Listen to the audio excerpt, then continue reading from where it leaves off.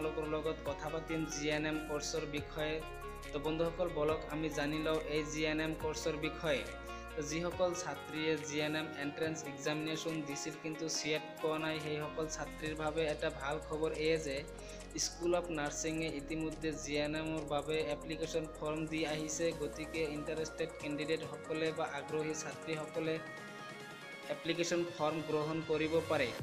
তো ইয়াৰ বাবে আপোনালোকে ক'ত যাব লাগিব, কিমান টকা এপ্লিকেশ্যন ফিজ দিব লাগিব আৰু কোনে কোনে আবেদন কৰিব পাৰিব সেই সকলো বিষয়ে জানিবলৈ আপোনালোকে মোৰ এই ভিডিঅ'টো প্ৰথমৰ পৰা শেষলৈকে চাই থাকক।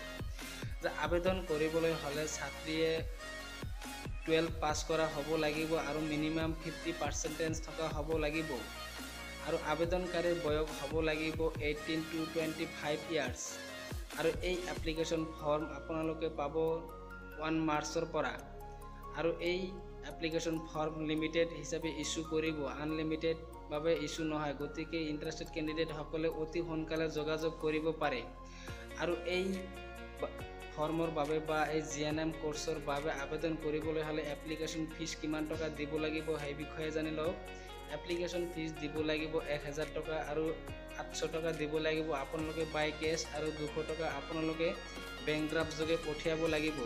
তো বন্ধুসকল ইয়াৰ বিষয়ে আৰু অধিক জানিবলৈ হ'লে আপোনালোকে মোৰ এই ভিডিঅ'টোৰ ডিছক্ৰিপশ্যনত যাব পাৰে। ডিছক্ৰিপশ্যনত এটা লিংক দি দিছোঁ, সেই লিংকত ভিজিট কৰি আপোনালোকে ইয়াৰ বিষয়ে আৰু অধিক তথ্য জানিব পাৰিব।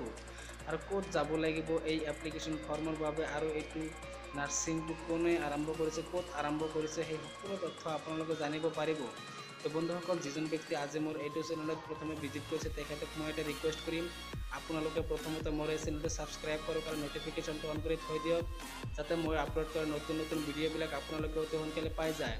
আৰু ভিডিঅ'টো যদি ভাল লাগিছে তেনেহ'লে লাইক কৰিব আৰু বেছি বেছিকৈ শ্বেয়াৰ কৰিব। Thank U.